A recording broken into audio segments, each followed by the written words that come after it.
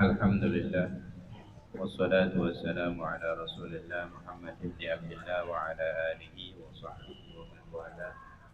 Rabbi shrah li sadri wa yassir li amri wahlul 'uqdatam min lisani yafqahu qawli. Saddid lisani wahdi qalbi bihaqqi nabiyyika sayyidina Muhammadin sallallahu alaihi wasallam. Subhanaka la ilma lana illa ma 'allamtana innaka antal alimul hakim. Amma ba'd. Mari kita lanjutkan kajian dalam kitab Riyadhus Shalihin yang dikarang oleh Imam An-Nawawi. Masih di dalam Mabhasul Ikhlas, di dalam bab ikhlas, bab yang pertama dari kitab ini. Kita masuk di hadis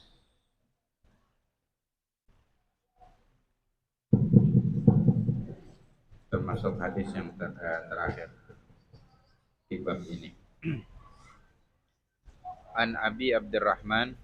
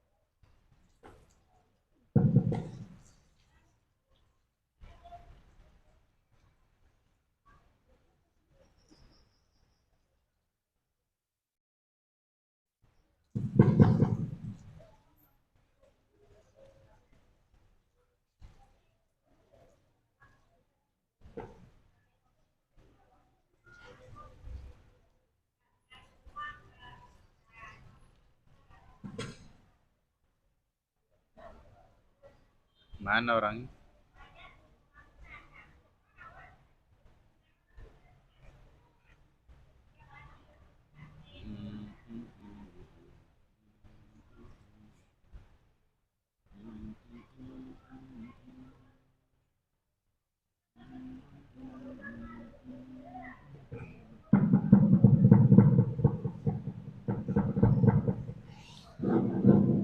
An Abi Abdullah.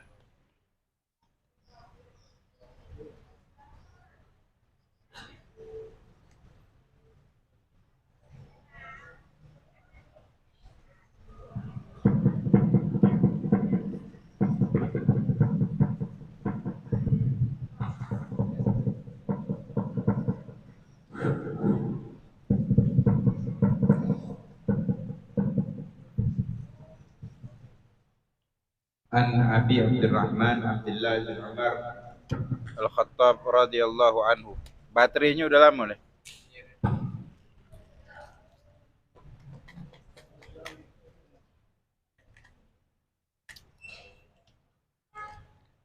Beli yang alkalin agak lama.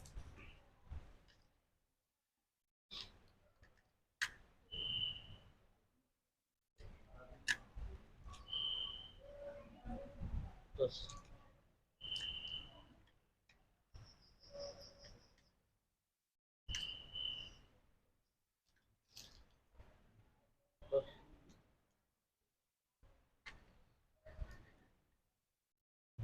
balik.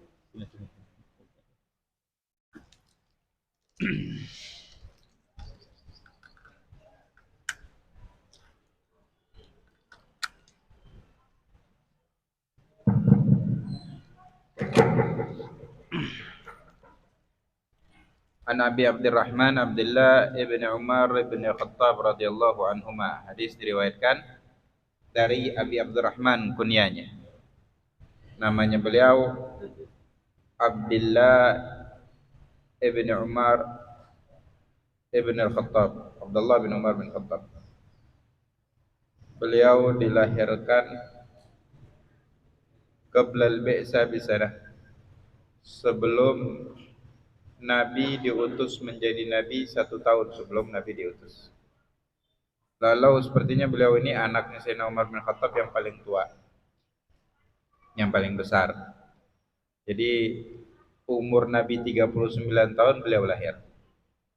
Setahun setelah beliau lahir, Nabi diangkat menjadi Nabi. Datangnya Malaikat Jibril ketika Nabi menyendiri di Ghar Hira, di Gua Hira. Wa aslama ma'abihi bi Makkah wa huwa shaghir. Waqila qablahu. Beliau masuk Islam bersama ayahnya ketika beliau masih kecil. Periode Mekah berarti hijrah pun beliau ketika hijrah umurnya pun masih belasan tahun bersama ayahnya. Ayahnya masuk Islam 6 tahun setelah Nabi diangkat menjadi Nabi. Berarti umurnya 7 tahun. Umurnya beliau ini. Ada yang mengatakan masuk Islam bersama ayahnya, ada yang mengatakan masuk Islam sebelum ayahnya. Allah alam, mungkin pada saat itu masih bisa ini. Karena kalau hukum yang sekarang ini, kalau di zaman Nabi itu hukum masih bisa berubah. Ayat turun, ada yang menghapuskan hukum ayat sebelumnya atau menghapuskan dari hadisnya Nabi. Hadis Nabi menghapuskan hukum ayat dan yang lain sebagainya. Kalau sekarang keislaman seseorang itu diikutin oleh keislaman orang tuanya. Jadi seorang anak yang terlahir dari kedua orang tua muslim, dia muslim. Makanya ketika meninggal kecil wajib disolatkan, dikafani, walaupun belum mengucapkan kalimat syahadat.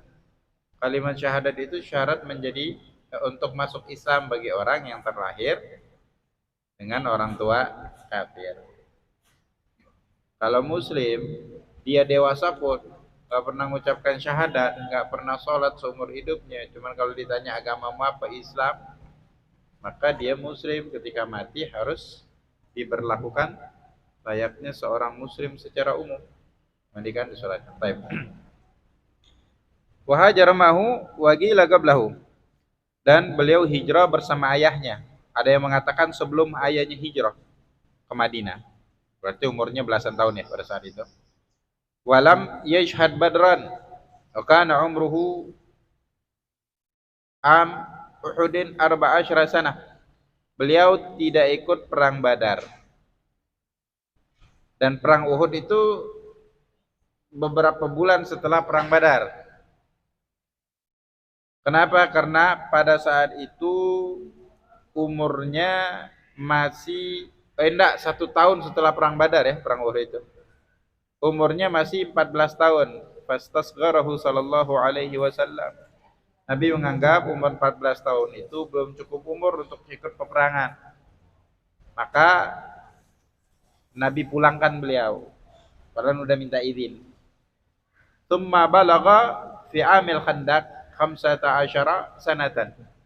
Ketika perang Parit itu ketika Madinah diserang oleh koalisi Quraisy dan dibuatlah parit yang begitu besar. Perang ini disebut perang Parit karena belum ada sejarah taktik peperangan yang dipakai oleh orang Arab dengan menggali parit yang begitu besar. Ini mah bukan parit-paritan yang kayak kita kecil ini, enggak. Benar-benar lubang yang besar, enggak ada yang bisa lewatin lubang itu dan sangat dalam. Jadi kalau ada yang mau maksa pun masuk ke dalam, mau naik lagi susah. Di atas tinggal manain aja mati bunuh. Jadi tertahan karena Madinah itu posisinya gunung sama gunung. Dan di sana banyak perkampungan, udah ada pos-pos pasukan gitu ya. Ini adalah strategi peperangan dari Persia dan yang mengusulkan sahabat Nabi yang berasal dari Persia, Sayyidina Salman Al-Farisi. Faris itu Faris ya, Persia. Persia yang sekarang itu Iran. Ibu kotanya. Kalau dulu Persia itu kekuasaannya hampir seluruh dunia, setengah dunia ini dikuasai oleh Persia, setengahnya Romawi, yang lain kerajaan-kerajaan Persia. Baik, dikatakan juga Ghazwatul Ahzab. Makanya di dalam Quran ada suratul Ahzab. Ada beberapa ayat yang mengisahkan peperangan ini. Ahzab itu artinya koalisi. Karena musuh Nabi dan sahabat pada saat itu adalah koalisi dari Quraisy. Quraisy memang pada saat itu terus berseteru sama Nabi. Ini puncaknya sebenarnya. Inisiatornya adalah orang Yahudi yang dendam juga sama Nabi karena mereka melanggar piagam Madinah, akhirnya diusir oleh Nabi dari Madinah. Dan mereka pun menghasut Quraisy dan kabilah Arab yang lain untuk membentuk koalisi dan menghancurkan kota Madinah. Akhirnya terbentuklah 10.000 pasukan, dan itu terbesar dalam sejarah peperangan Arab pada saat itu. Dan tetapi Allah jaga Nabi dan para sahabat. Allah agungkan Islam dan Muslimin pada saat itu. Sayyidina Abdullah bin Umar bin Khattab, periwayat hadis ini pertama kali ikut perang ini karena umurnya udah sampai 15 tahun dan Nabi anggap udah boleh untuk ikut berperang.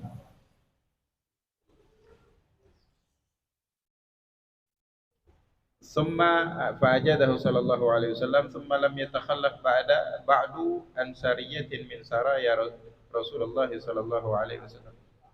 Setelah itu beliau tidak pernah absen dari peperangan yang Nabi ikut langsung atau Nabi utus aja sahabat untuk melakukan peperangan. Dan kita udah sering jelaskan ya, peperangan Nabi itu jadi ada intelnya Nabi nyampein, ya Rasulullah ada beberapa pasukan mereka bersiap untuk menyerang kota Madinah. Nabi utus beberapa sahabat untuk mematahkan perlawanan mereka. Kadang-kadang mereka kebanyakan mereka belum keluar udah diserang terlebih dahulu. Jadi ada fungsi untuk pencegahan, bukan untuk menguasai, bukan untuk membunuh, bukan untuk brutal membabi buta, untuk menumpahkan darah. Karena ya orang itu gimana ya, kurang cerdas ketika mendapat informasi, belum bisa menggambarkan. Dia sangka zaman Nabi Muhammad lahir itu zaman kayak kita ini, udah ada PBB, udah ada saling kirim duta besar di setiap negara, jadi aman-aman aja, ada kerjasama bilateral, multilateral dan yang lain. Oh enggak, kerajaan-kerajaan sistemnya nggak ada kerjasama, nggak kasih upeti akan dibabat habis. Madinah masih seumur jagung pada saat itu. Jadi peperangan itu lebih dominan fungsi untuk mempertahankan diri, sesuatu keniscayaan, mau mati atau mau hidup pada saat itu. Kalau mau hidup harus bertahan diri dengan pola yang ada pada saat itu. Cuman Nabi ciptakan kondisi peperangan sportif. Jadi maksud Nabi, kalaupun kita harus berperang, wahai semua negara, ayo peperangan sportif. Jadi Nabi selalu briefing para sahabatnya sebelum berangkat. Kalau Nabi ikut langsung sebelum berperang, Nabi kasih tahu posisimu sekian. Berperang dengan Bismillah. Perhatikan di dalam peperangan, jangan ada yang membunuh anak kecil, jangan ada yang membunuh perempuan, orang tua, pemuka agama, rumah ibadah, agama apapun jangan pernah dihancurkan, hewan ternak nggak boleh dibunuh, pohon nggak boleh ditebang, rumah nggak boleh dihancurkan. Kecuali semua itu dijadikan perantara atau ikut di dalam peperangan, maka boleh. Jadi fair, maksudnya kalau perang ya pasukan sama pasukan aja, sipil jangan dilibatkan dan jangan dikorbankan dengan peperangan antara penguasa. Ya, baik. Panjang kalau kita mau bahas tentang peperangan Nabi Muhammad SAW.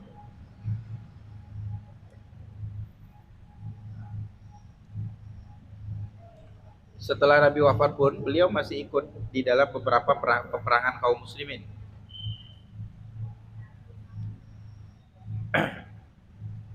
Sampai ketika ada perang saudara antara kaum muslimin, nah beliau nggak ikut sama sekali. Berapa kali diminta di bayat beliau untuk menjadi khalifah karena ayahnya sebelum itu khalifah Sayyidina Umar bin Khattab. Setelah terbunuh Sayyidina Utsman bin Affan, banyak yang datang mau bayat beliau, beliau nggak mau. Beliau menjauhkan diri dari uh, ikut uh, masuk di dalam situasi politik pada zaman itu. Beliau nggak ngikut dalam salah satu pihak. Baik. Waqala sallallahu alaihi wasallam li syaqiqatihi Hafsah.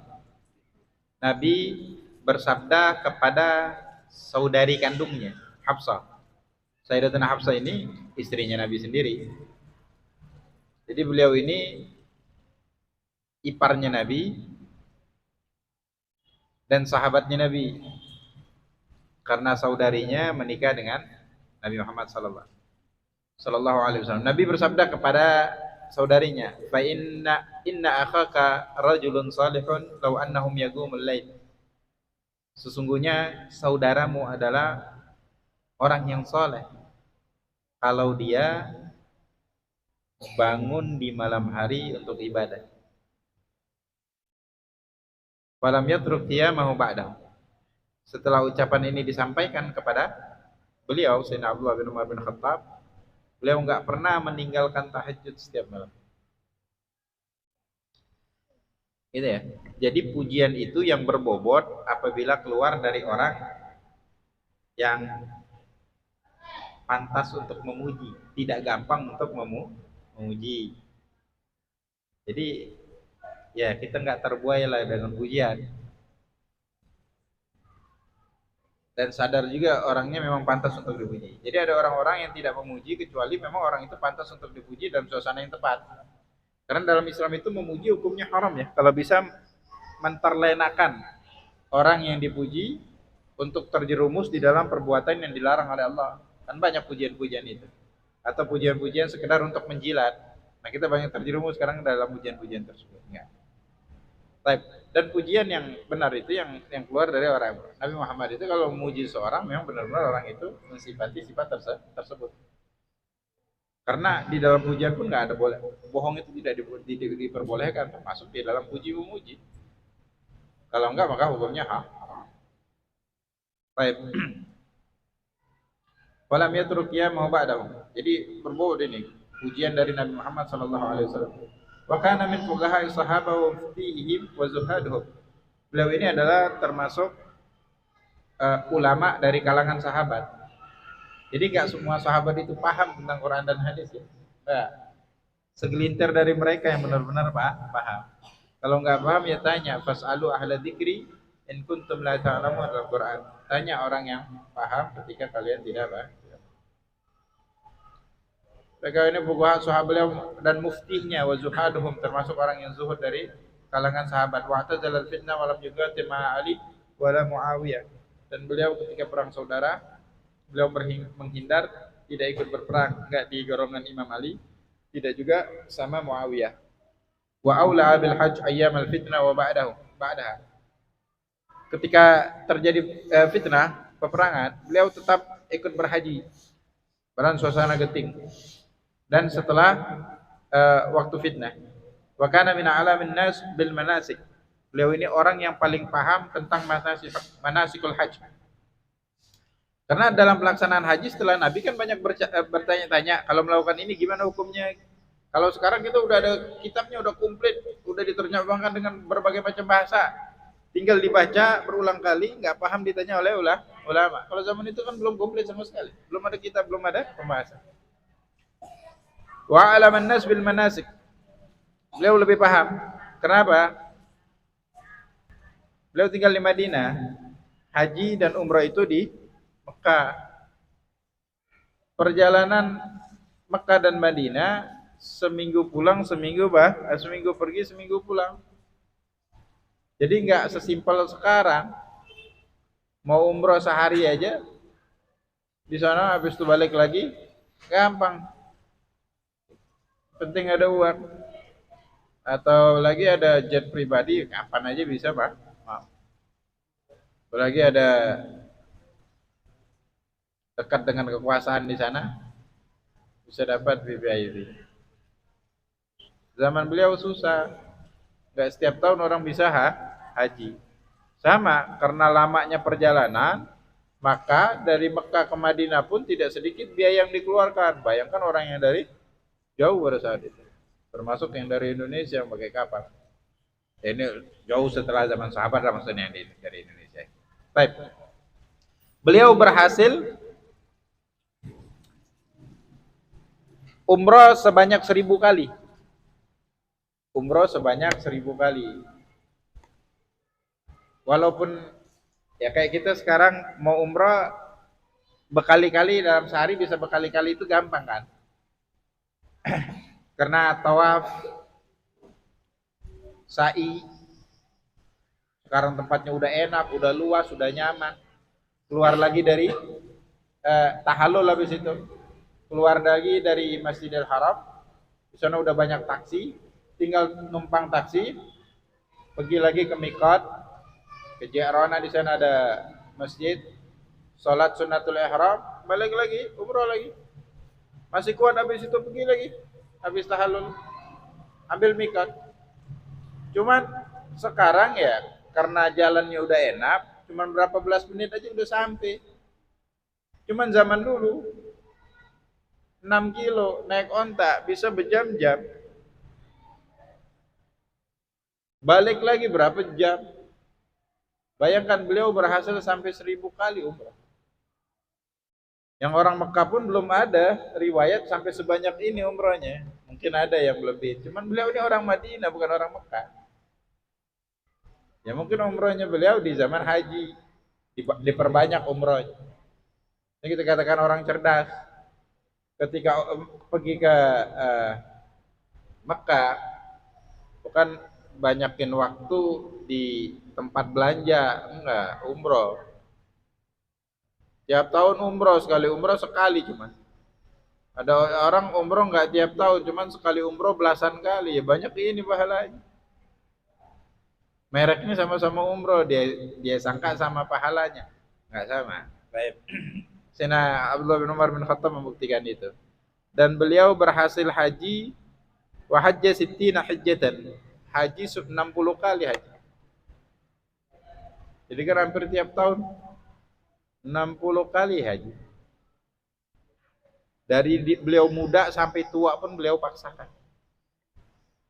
Dan hebatnya beliau itu setelah Sayyidina Abdullah bin Umar bin Khattab, beliau ini yang paling banyak setelah Sayyidina Abu Hurairah, beliau ini sahabat yang paling banyak meriwayatkan hadis, nomor 2 berarti. Beliau berhasil meriwayatkan 2630 hadis. Yang setelah beliau itu 1000-an semua. Jadi ketika haji ditanyain Nabi itu pos-pos Nabi berhenti di mana aja?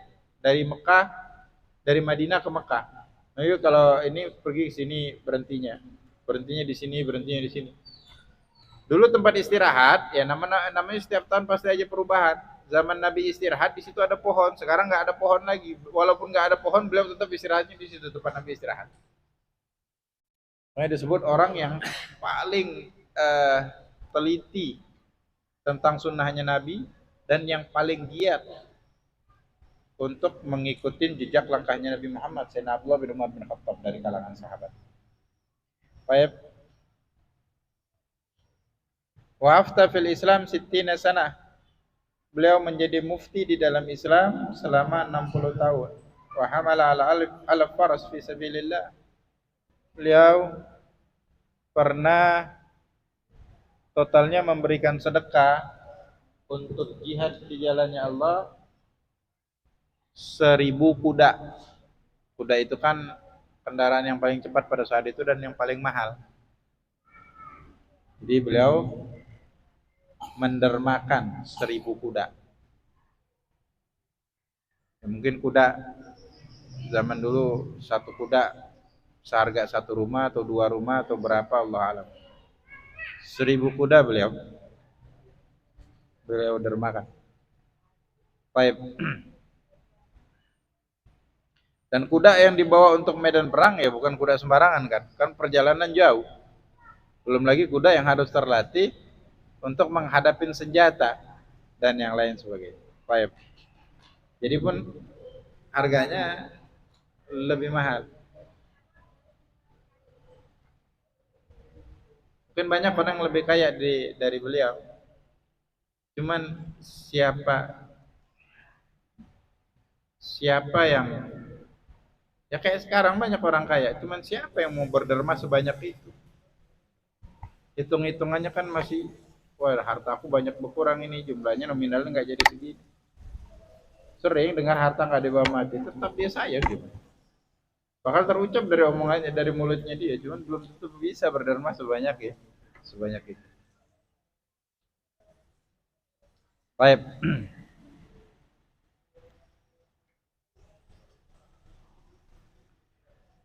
Ruwiya lahu an Nabi sallallahu alaihi wasallam al-hadits. Baik. Ya udah, segitu aja ya. Beliau itu meninggal di kota Mekah tahun 73 dalam keadaan syahid. Umurnya 86 tahun. Jadi beliau ini meninggal dibunuh. Suatu ketika Hajjaj bin Yusuf itu jenderalnya Abdul Malik bin Marwan yang terkenal sadis ya. Banyak membunuh orang. Disebut safakun lidima. Benar-benar terlalu gampang menumpahkan darah. Ketika berperang, perang saudara Abdul Malik bin Marwan pada saat itu di Mekah, yang khalifahnya adalah Abdullah bin Jubair. Tidak segan Abdul Malik ini memerintahkan Hajjaj bin Yusuf untuk menggempur Ka'bah. Dilempar dengan meriam batu, hancur Ka'bah pada saat itu.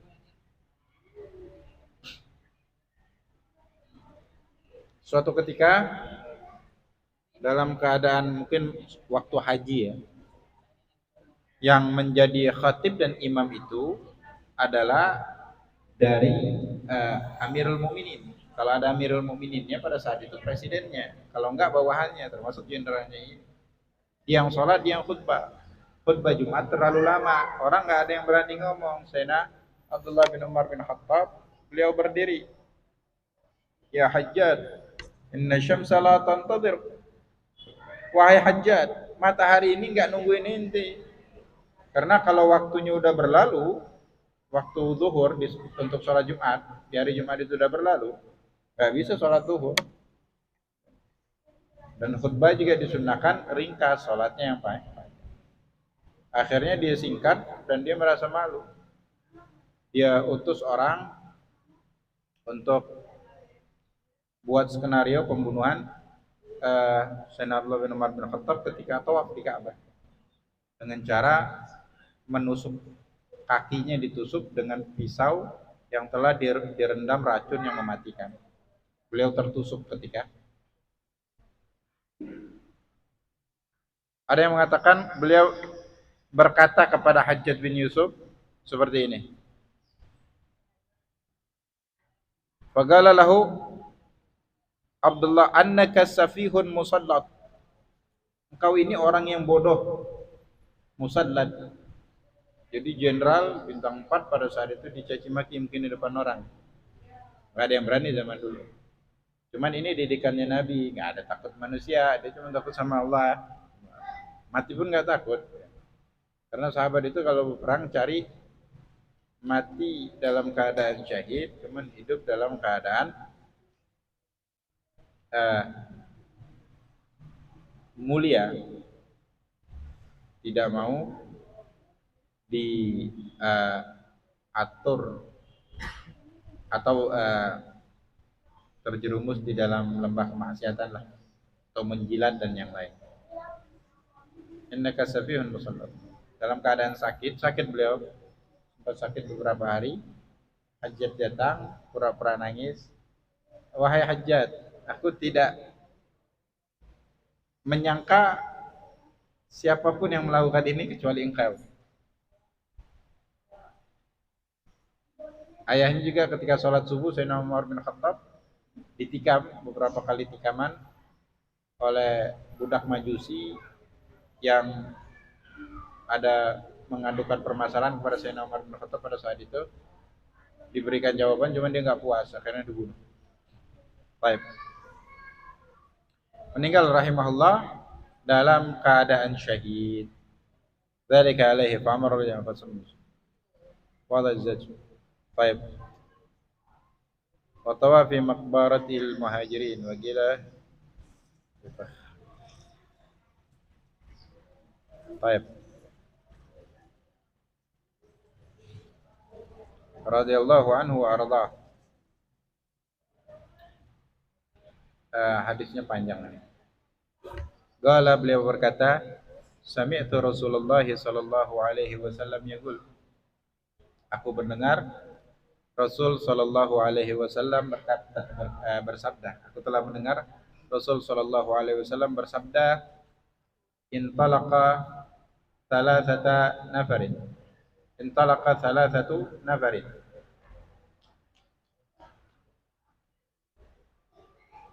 Pergi beberapa orang.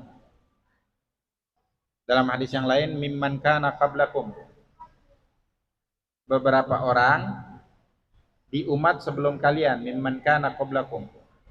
Hatta awahumul mabitu ila gharin.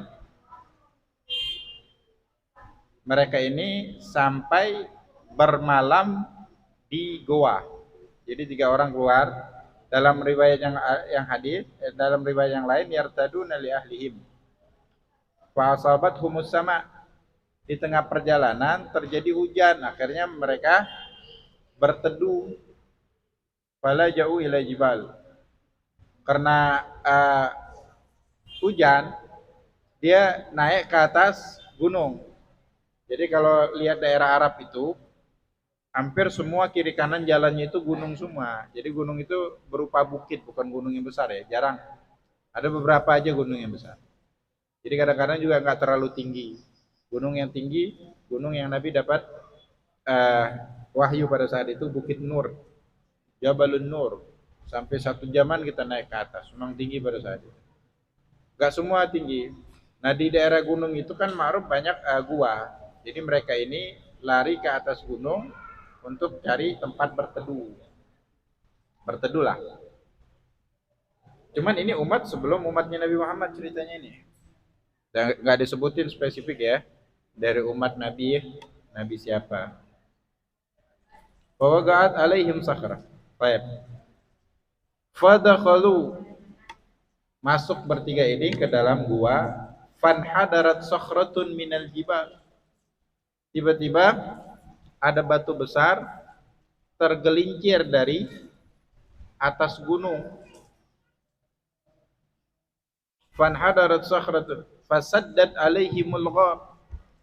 Tahu-tahu batu ini meluncur masuk ke mulut gua yang mereka tempati. Akhirnya tertutup di depan batu, di belakang dinding. Hari malam. Atau udah menjelang pagi mungkin, Allah alam. Faqalu, maka mereka berkata, innahu la yunjikum min hadhihi sakhra illa an tad'ullaha bi salihin a'malikum. Sesungguhnya tidak ada yang bisa menyelamatkan kalian dari batu yang besar ini untuk keluar dari gua, melainkan engkau berdoa kepada Allah dengan amal-amalmu yang soleh pernah kalian lakukan. Faqalu qala rajulun minhum. Ini hadis yang masyhur ya. Ada 3 orang terjebak di dalam gua. Mereka bertawasul masing-masing dengan amal solehnya. Nah ini hadisnya. Qala rajulun minhum. Berkata orang pertama di antara mereka, Allahumma ya Allah, sekarang berdoa dia. Kana li abawani syaikhani kabiran. Sungguhnya aku memiliki kedua orang tua yang sudah sepuh. Wa kuntu la aghbiku qablahuma ahlan wala malan. Aku kalau kasih makan, dulu orang makannya sehari 2 kali ya, pagi waktu duha sama sore sebelum malam. Bagusnya ya, jadi nggak kena macam-macam penyakit. Nah kita ini malam makan berat, terus itu tidur, biasanya lemak berlebih ya, menutup aliran darah, karena hipertensi dan yang lain sebagainya. Wa kuntu la aghbiku qablahuma ahlan wala malan. Jadi beliau ini kalau kasih makan, satu rumah itu yang dikasih makan orang tua dulu. Kalau habis meras susu, kan makanan dulu nggak kayak nasi apa semua. Hormat paling susu, udah cukup itu. Kalau makan orang tua dulu makan, baru di anak istrinya baru dia makan. Wa kuntu la aghbiku qablahuma ahlan wala malan. Enggak juga budaknya, enggak dikasih dulu. Fana abi talaba syajari yauman walam urih alaihi ma hatta nama. Suatu ketika aku menggembalai kambing, mungkin sapinya, pokoknya hewan ternaknya agak jauh untuk makan. Ketika pulang, tahu-tahu kedua orang tuanya udah tidur, belum dikasih susu. Dikasih susu, biasa dia merah susunya dulu. Fahalabtu lahuma ghabugahuma. Maka untuk makan malamnya aku perah dulu susu sembari menunggu mereka bangun dari tidurnya. Fa wajadtuhuma naimain. Aku temui mereka masih dalam keadaan tidur. Fakarihtu an uqidhahuma. Aku ngerasa tidak mau untuk membangunkan mereka. Kesian rasanya. Wa an aghbiqa qablahuma ahlan aw malan. Cuman aku juga tidak mau memberikan anak dan istriku makan sebelum orang tua dulu makan.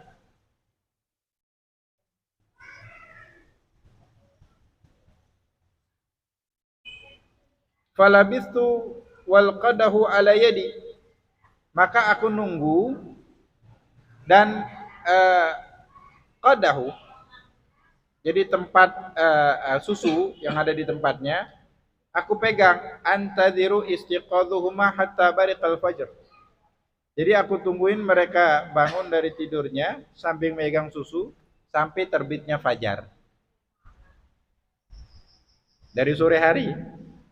Enggak sholat asar dia, enggak sholat maghrib, enggak sholat isya. Belum ada sholat, ini bukan umatnya Nabi Muhammad ini, umat Nabi yang lain ini.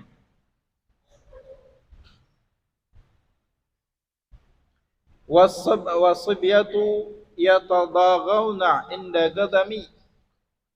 Padahal anak kecilku di dekat kakiku megang-megang, mau minta susunya, mau minum.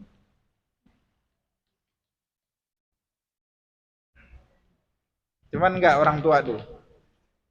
Artinya bukan sangat lapar ya, nangis mungkin, cuman rewelnya tidak, bukan karena kelaparan. Kalau kelaparan yang sangat ya enggak baik juga, enggak mungkin kan. Sedangkan di dalam Islam, nafkah untuk istri dan anak itu lebih kuat daripada nafkah untuk orang tua. Tiga-tiganya wajib dinafkahin. Cuman kalau hartanya terbatas, cuman bisa menafkahin siapa? Yang wajib dinafkahin istrinya dulu, baru anak, baru orang tua. Man kalau ada kelebihan semua harta, semua harus tercover dan semua harus dibagi. Nggak boleh dikurangin. Baik. Itu umatnya Nabi Muhammad. Ini umat Nabi yang lain. Kita nggak tahu syariatnya gimana. Yang pasti gini. Dan gambarannya seperti itu. Ala kulli hal, ini kisah menceritakan bagaimana baktinya seorang anak kepada kedua orang tua. Dari 3 orang itu, amal solehnya beda-beda. Cuman yang didahulukan adalah amal solehnya orang yang beramal, yang berbakti kepada kedua orang tua. Ini menunjukkan begitu besar kedudukan berbakti kepada kedua orang tua dan pahalanya. Kenapa? Karena selalu ada hikmah di dalam Al-Quran, di dalam hadisnya Nabi. Kenapa didahulukan yang ini? Berarti yang ini lebih afdal. Fastaiqadha, tahu-tahu keduanya bangun. Fasyariba ghabuqahuma, mereka minum susunya. Baru setelah susunya diminum, baru dikasih istrinya, anaknya baru dia minum. Allahumma in kuntu fa'altu dzalika ibtigha'a wajhika fafarrij anna ma nahnu fihi min hadhihi sakhra. Ya Allah, kalau aku melakukan hal tersebut ibtigha'a wajhik, memang murni ikhlas untuk mendapatkan ridhamu, fafarrij anna, maka keluarkan kami ma nahnu fihi, dari keadaan yang kami berada di dalamnya, min hadhihi sakhra, daripada kami ini tertutup dengan batu yang begitu besar. Fanfarajat syai'an la yastati'ul khuruj minhu, habis doa spontan terbuka sedikit, nampak cahaya, kayaknya udah sampai pagi, man belum bisa keluar. Ini yang namanya bertawassul dengan amal saleh. Bertawassul dengan amal saleh ini nggak ada yang ingkar sama sekali. Dalam Quran, walillahil asmaul husna fad'uhu biha. Sungguhnya Allah memiliki asmaul husna, nama-nama yang baik, berdoalah kalian melalui perantaranya. Makanya kalau doa itu dengar ya arhamar rahimin, ya rahimal masakin, ya dzal quwwatal matin, disebut itu asmaul husna. Disunahkan pakai itu. Untuk apa? Menopang, mempercepat ijabahnya doa. Nah, dalam keadaan genting, bertawasul dengan amal soleh, itu yang diajarkan di dalam hadis. Yang ini hadisnya sahih. Bertawasul dengan amal soleh. Lihat dulu dong. Allahumma. Pakai Allahumma dulu. Ya Allah, aku melakukan ini. Kalau ini aku lakukan ikhlas untukmu, jadi syaratnya kan ikhlas juga. Ini bab ikhlas. Kalau ini ikhlas untukmu, langsung terbuka. Berarti ijabahnya gitu aja, cepat. Jadi kalau ada suasana genting, lakukan hal ini. Ya Allah, suatu ketika aku pernah menolong begini. Kalau hal ini aku lakukan murni hanya untukmu, ikhlas hanya untukmu ya Allah, maka tolonglah aku dari musibahku ini. Keluarkan aku dari suasanaku ini.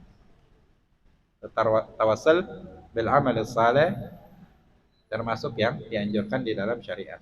Wallahu subhanahu wa ta'ala. Wallahu subhanahu wa ta'ala alam, insyaallah yang sisanya di minggu depan. Al-Fatihah. Rasulullah Muhammad bin Abdullah wa ila wa